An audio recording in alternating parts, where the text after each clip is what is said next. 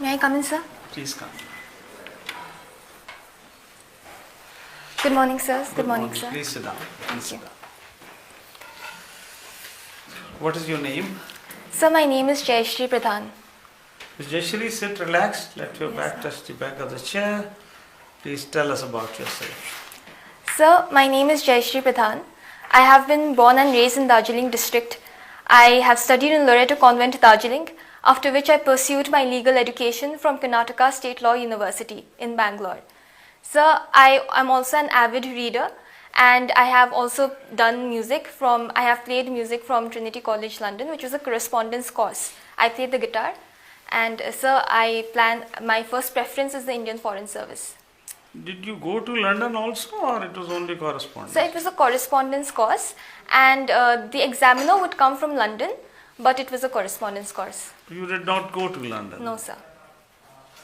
Achha, tell me, what is so good about the British that they ruled over half of the world, according to you? You know, including India. It was a jewel in their crown. So I believe the reason why the Britishers were able to rule the world at the time was with respect to a lot of their commercial gains and also the industrial revolution that had taken place at the time, which had given them an edge over the others. So I believe that was one prominent aspect. How did that industrial revolution help them in ruling over others? I mean, that was their internal development. Yes, sir. Yeah? So I feel that the other reason also why the Britishers were able to rule the world, so to speak, was because of their company policy that the East India Company, for instance, was quite famous for its exploits. So what kind of East India Company came only to East India? It came only to this side, but they ruled other parts, South Africa also, for that matter. Yes, sir. So there must be some other qualities in them. Do you know? Can you think? Can you guess or anything? No. Sir, I can guess, sir. So probably it was because of their. I'm sorry, sir. I'd have to. Okay, doesn't matter. Time. You tell us the legacy of the British Raj in India.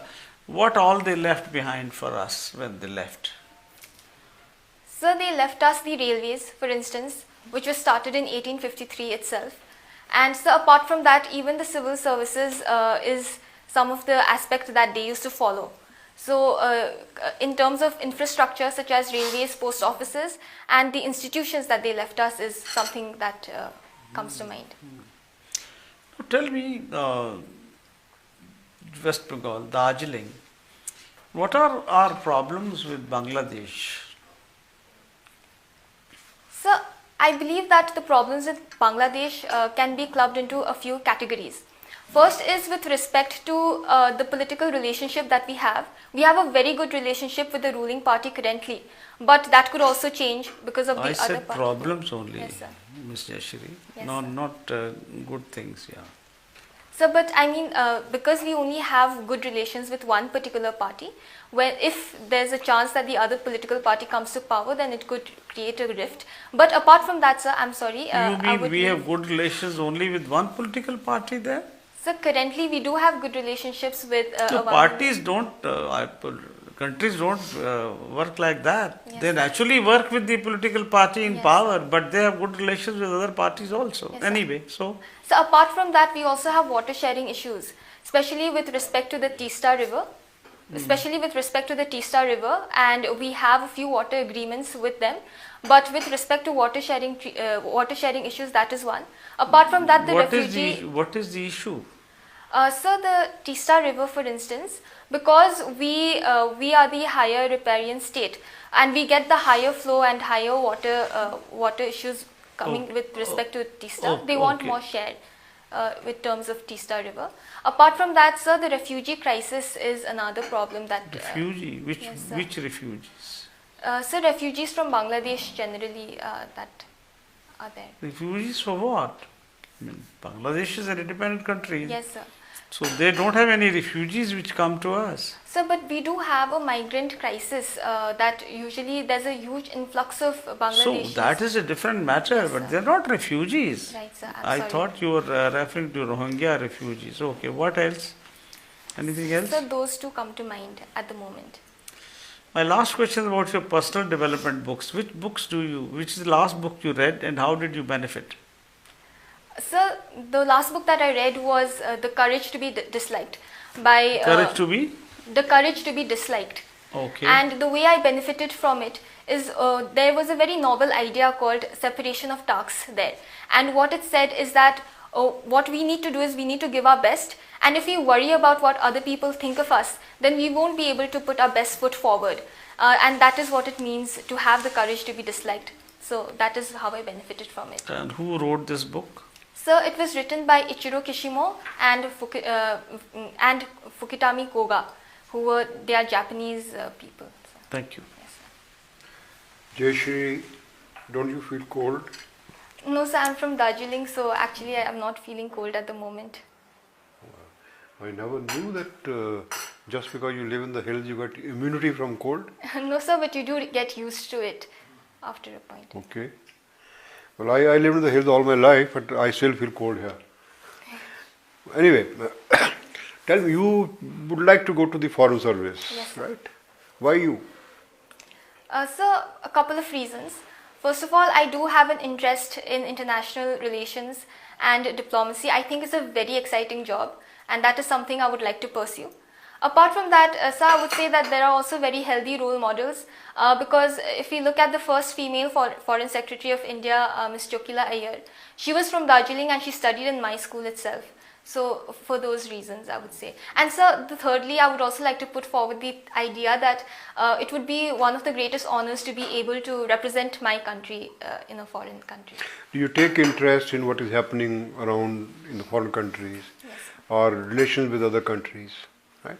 Tell us something about currently, whatever relations we have with our neighbors. So I believe that with our neighbors, there are multiple fronts. With respect to Myanmar, for instance, we have the recent free movement regime that is being stopped. The recent Ministry of Home Affairs has said that we will stop the free movement regime. When it comes to Maldives, there is another problem. There is a problem there with respect to the current India Out campaign that had happened, but it is being resolved through backdoor channels of diplomacy. When it comes to Nepal, we have recently given them aid when it comes to the 2015 earthquake that had happened in Nepal. In Bhutan, we have a very long-standing friendship. There have been issues with respect to Doklam and with respect to Chinese influence, but we are taking care of that. With respect to China, we have a few border disputes and a few territorial disputes. And with respect to Pakistan, there is the issue of terrorism as well. What is the BRI? So BRI is China's Belt and Road Initiative, and what it does is it tries to replicate the old the silk route that China had, and it tries to connect various continents with China. And one of the contentious things about the BRI, which can be the land BRI as well as There is maritime some BRI. controversy in Nepal Yes. with relation to BRI. What is it about? So, It is in the paper these days. Something to do with BRI. so specifically with Nepal, I'm not being able to recall at the moment, sir. It's close to your place, some place in Nepal. Something relating to Pokhara. What is the issue? I'm so sorry, sir. I would have to read more about it. Okay, you follow Pakistani elections? Yes, sir. What is the situation there? So currently, recently the results were announced, and actually Imran Khan was won. Imran Khan had a majority vote there, despite him being jailed for a couple of factors. And so that is the situation at the moment. But his party has been de-recognized. So Yes. how can you say he has a majority?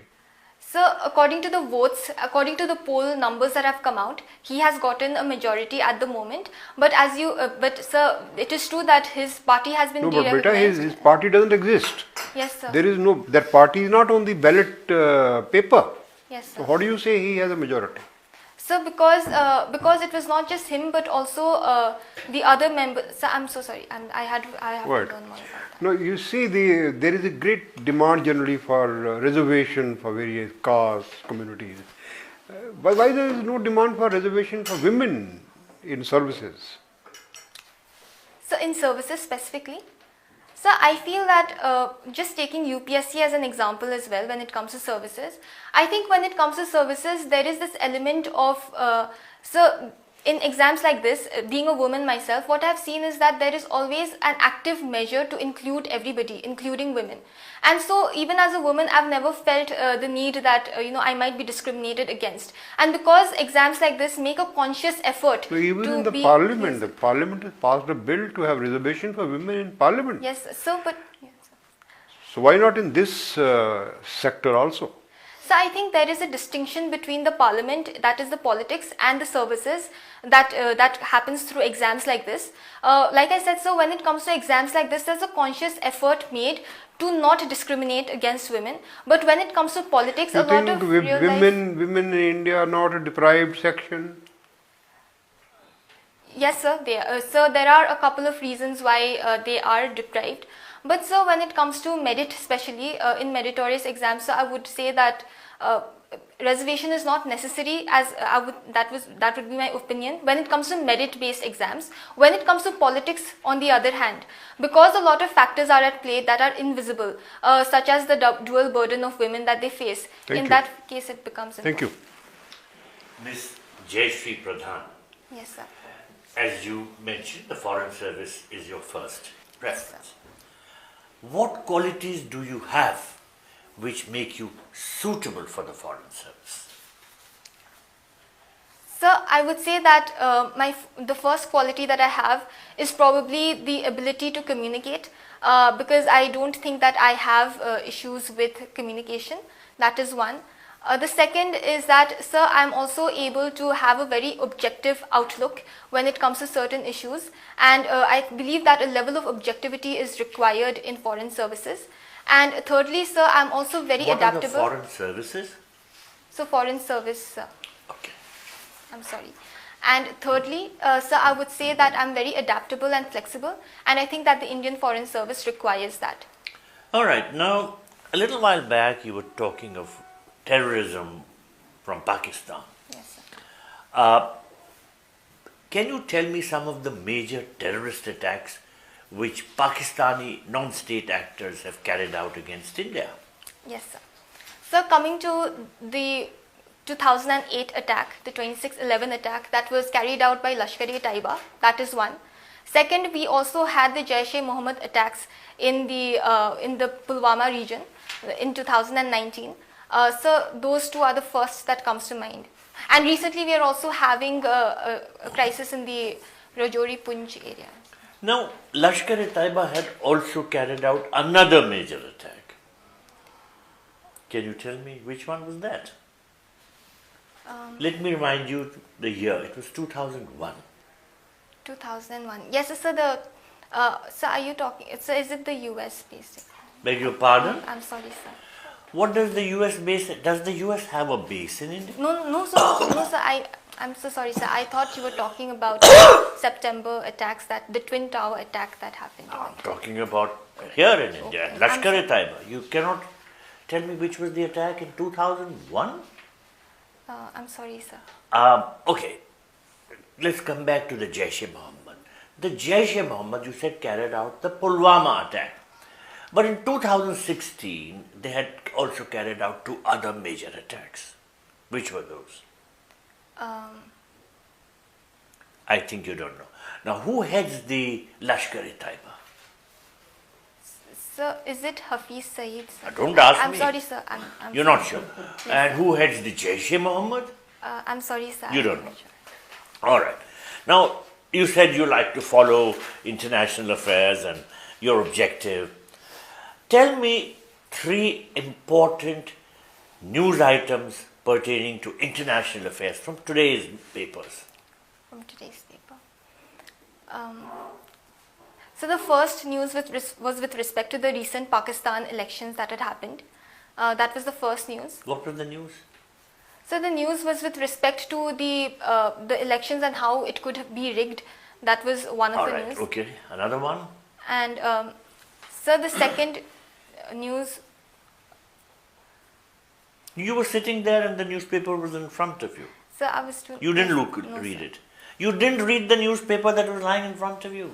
So I just came 10 minutes ago. So I'm sorry. Well, sir, I shouldn't- you were already more than 10 minutes while we were waiting, you know. Yes, sir.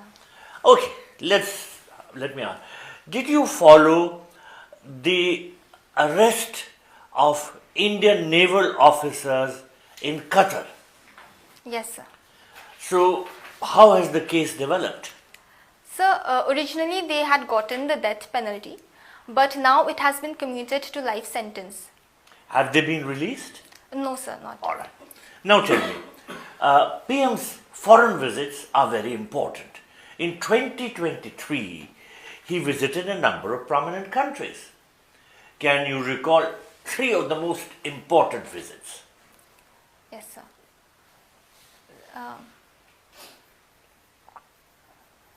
So I believe that in 2023 he visited France. Yes. He visited France. What was the occasion? So the Bastille. Bastille. Okay. And so secondly, he also visited. let's move on. You have also been the president of. No, you had something to do with the Model United Nations. Yes, sir. No. What are the main functions of the United Nations? So the main functions of the United Nations has been laid out under Article 1 of the UN Charter itself, which mainly lays down 4 functions. First is maintenance of international peace and security. The second is with respect to the sovereign equality, upholding the sovereign equality of all the members. The third is to make the UN the center of all resolutions of international disputes. And fourthly is also to cultivate a sense of economic and social cohesion amongst How all many countries. principal organs does the UN have? So the UN has 6 principal organs. All right. And do you think that the UN is succeeding in discharging its functions? So currently I would say that the UN faces a lot of limitations, especially when it comes to the P5 and the veto power that is enjoyed under Article 27, which does create a lot of problems when it comes to the fulfillment of their primary objectives. That is one. So, but having said that, I would say that despite its limitations, because it is a representative of 193 countries, therefore it does provide a forum for diplomacy. But you didn't answer In my that question. sense. I asked you whether the UN has succeeded in discharging its obligations. First, I expect an answer, yes or no. So the reason why I did not give a straight yes or no is because I think so it's a very complicated question to answer in a straight yes or no, because there are grey areas. If the number one function of the United Nations is maintaining international peace and security, and it has not been able to stop the Israel-Hamas war, which has been going on for more than 5 months, Yes. and it has not been able to stop the Russia-Ukraine war, which has been going on for almost 2 years, how can you say that it has not failed in regard to its primary obligation? So, I mean, not excusing the UN, I do think that those are grave issues that plague the UN. I would say that the reason why the UN has not completely failed is because the World War III is still not happened yet. So, to that So you extent. will say the UN has failed only when there is a World War III? No. All right, let's move on. When you join the Foreign Service, you will be given a language, a foreign language to study. Yes, sir. You will have an option. Which language will you choose? So I would pick the language of French because it is one of the main languages of the UN as well. All right. Now, you would be sent to one of the French-speaking countries. Where would you like to go? So I would definitely like to go to the main country, France. Tell or me 5 cities in France which you would like to visit during your posting there. So the first is, of course, Paris. After that, sir, there is also this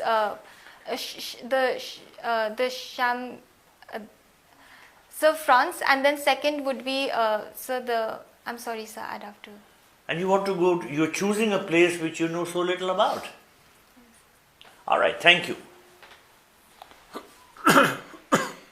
Yeah, Ms. Jayasree, Yes, sir. tell me,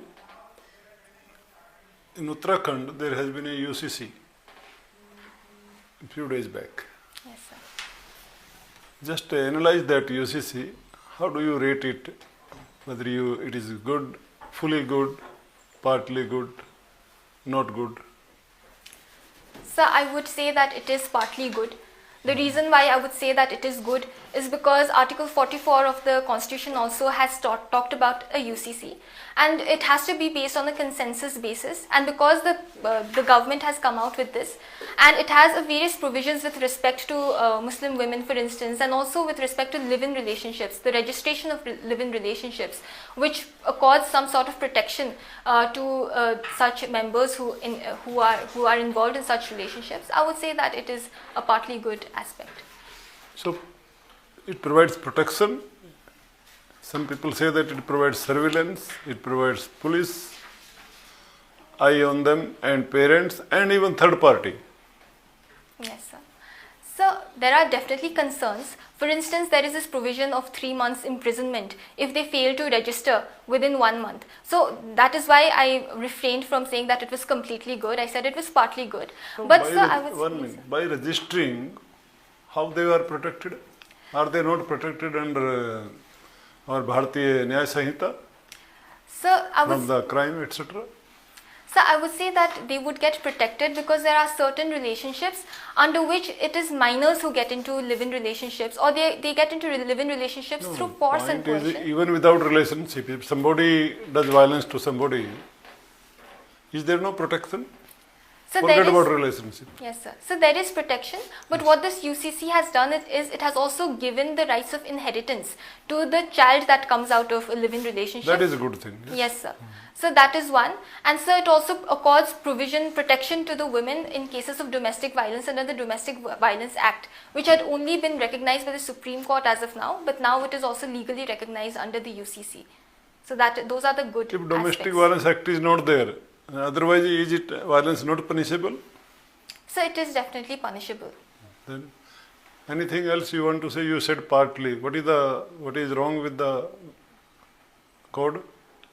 So I would say that the surveillance aspect as well, especially when it comes to the stringent punishment if they fail to register within 1 month, that is 3 months of imprisonment or fine.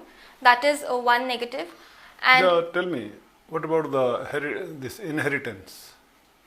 Have you read about inheritance? How does it provide inheritance, particularly for Hindus?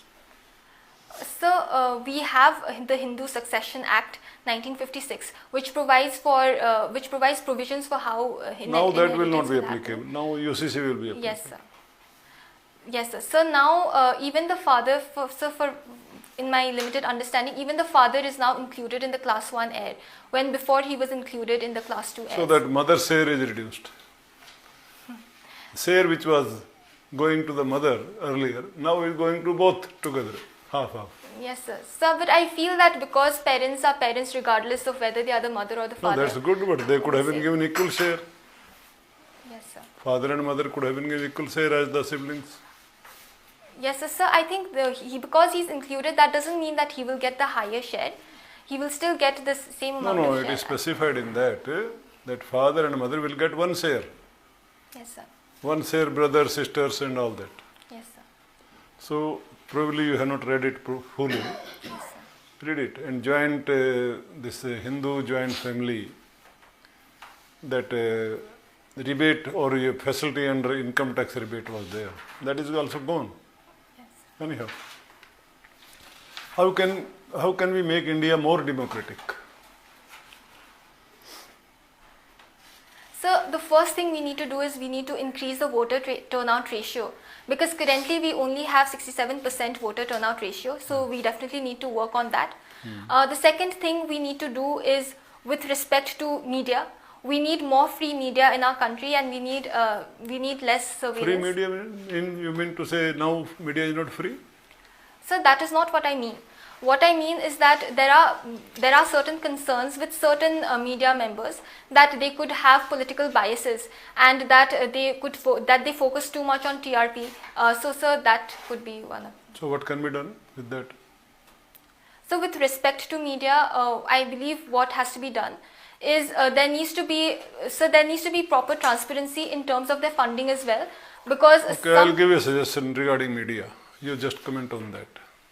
the media houses should not be allowed to do any other business.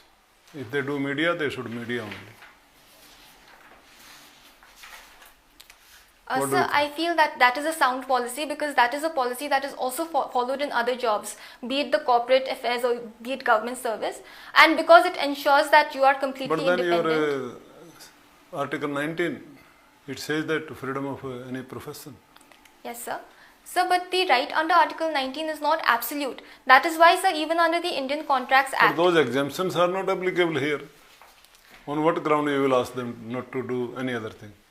Sir, but I believe that even under laws and under contracts also, when, for instance, we have a provision in the Indian Contract Act where even though any contract that restricts profession is invalid. Okay, because time is also limited. Tell me, what is the, in short, what is the status of that autonomy of Darjeeling?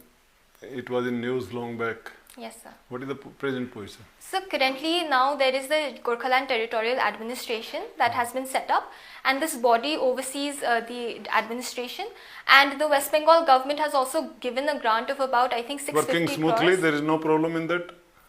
At present, no grievances? Yes, sir. At present I would say that it is working smoothly. Okay. Last question is, 3 ecological services which forest provides. Just name the services. So one is conservation. So second is Conservation of what? conservation of the environment in general. Okay. So second is with respect to providing a lot of facilities to humans and to the nature. And so third is aesthetic appeal of forest. Okay. Thank you. Thank you so much, Ms. Jayasree. Our discussion with you is over. Kindly wait outside for a few minutes. We will call you for a feedback. Thank you, sir. Thank you.